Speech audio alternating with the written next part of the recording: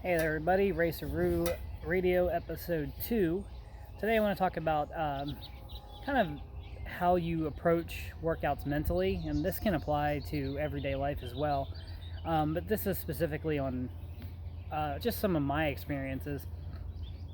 And this is last week I made a post about a track that I did from Body Combat.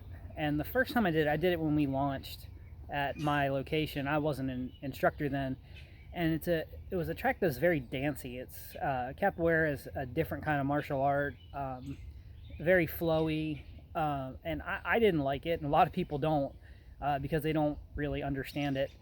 It doesn't really blend into the rest of combat because it's more. I feel like it's more about body awareness than it is actually striking and kicking and punching, and that's what everybody likes. But so the first time I was like, man, this is real dancey. I don't like it. Wasn't a big fan. Never did it again until about a week ago. I did it on the Les Mills On Demand, and I kind of went into it this time instead of whereas before I was like, man, I never want to do that track again. I went into it like, man, let me try this. Let me try to get better at this. This is something that I haven't gotten the flow of. I haven't been very good at. Let me try it. And by the end of the track, it's a 3-minute track. It's very, very quick. And I loved it. And it was just because I went into it with this mindset of, I don't like this kind of thing, but I'm going to try to get better at it.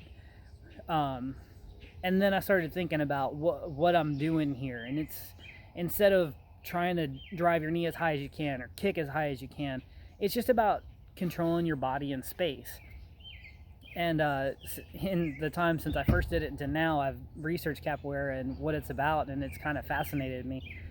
But changing my mindset there from, oh, this is gross, to let me try to get better at this. Let me try to understand it better has made a big difference for me. And so let's just adding that but in when it's like negative comment, but, and then you put in the positive comment. That seems to work for me. Another one that I had an experience with was, this is all the way back to 2016, 2017. I was trying to do muscle ups, and I could never get it. Never get it. And I started to think that, man, I'm never going to get this thing. And then I kind of flipped the script there, and I started, every time I failed, started thinking about, okay, what can I do today? I couldn't get it today. What can I do to get better, to learn from this? How can I use this as a learning experiment? I wasn't getting it done today, but what can I take from this to achieve that goal later?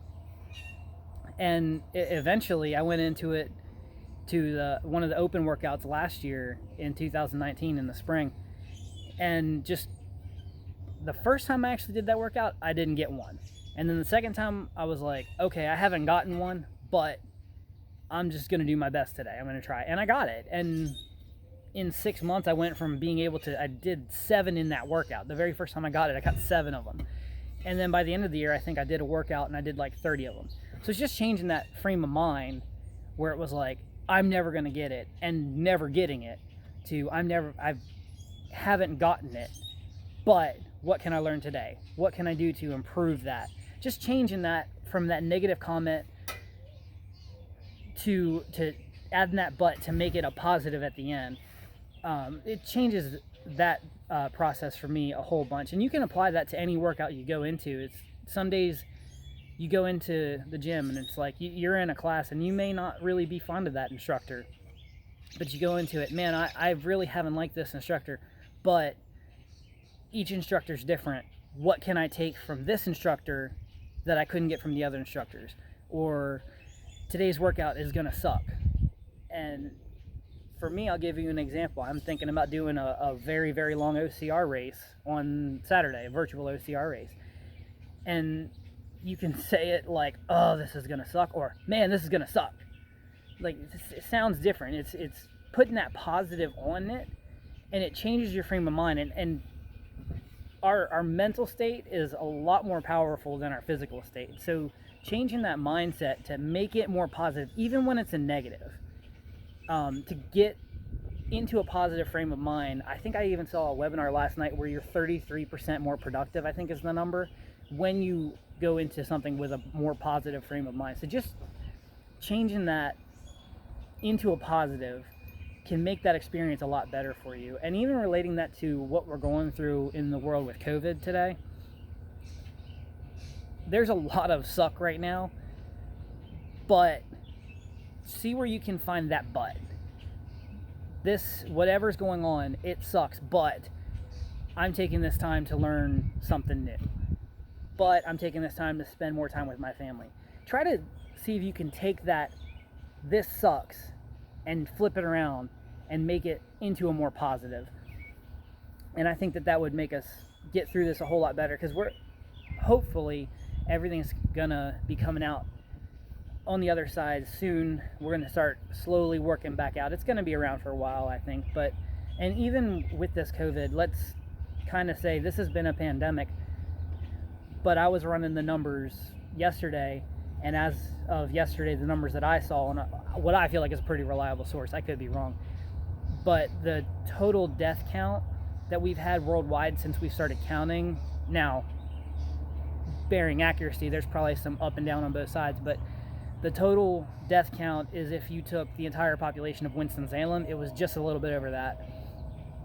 And the entire infected count that we've had positive cases for is just over half the population of the state of Maryland. So for this being a pandemic and being as bad as it's been, that's actually really, really good numbers worldwide. So, and I'm not saying that to say this is a hoax or anything, none of that. I'm just saying it's bad, but it could have been a lot worse. It could be a lot worse. So just that, add in that little but, put that positive behind it, and I think it would help you when you go into it with a negative frame of mind.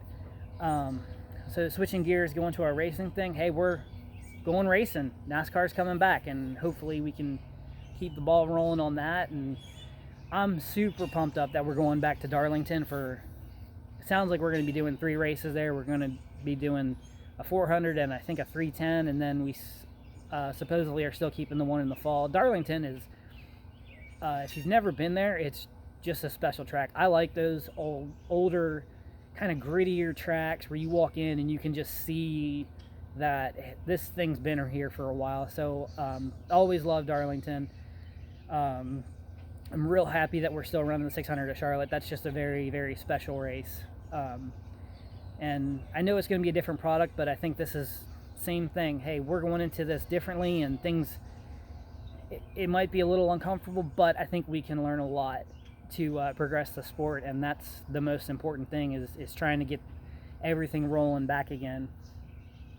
And then beyond that, I think we might be running Bristol and Martinsville and some other local tracks here that are close to the Charlotte area, and so those are all going to be really, really fun races. Going to learn a lot about what we can do in the future and make the product better, and so I'm happy about it. Let's go back racing. Let's get back to work and try to get this COVID thing at least start to put it in the past. So I think that's all we got for today.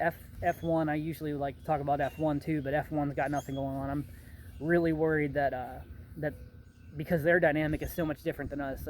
NASCAR, the party is around the race, and F1 is, there's a party and the race happens to be there. It's kind of different how we approach things compared to them, but it's not saying one's better than the other. It's just different. But F1 being worldwide, I think that they're less likely to come back. So I hope I'm wrong there. But I'd like to see a F1 product on the racetrack this year, even if it's only for a few races, or they have to do kind of a amended deal, like maybe not really do a championship, just do some exhibition races, if you will, still pay, but we'll see how that goes. Hopefully that can happen. And World of Outlaws, I don't talk about World of Outlaws, so, but they're going back racing too, so good to see everything progressing. So this has ran a little longer than I wanted it to, but stay safe, stay healthy, and thanks for tuning in. We'll see you next time.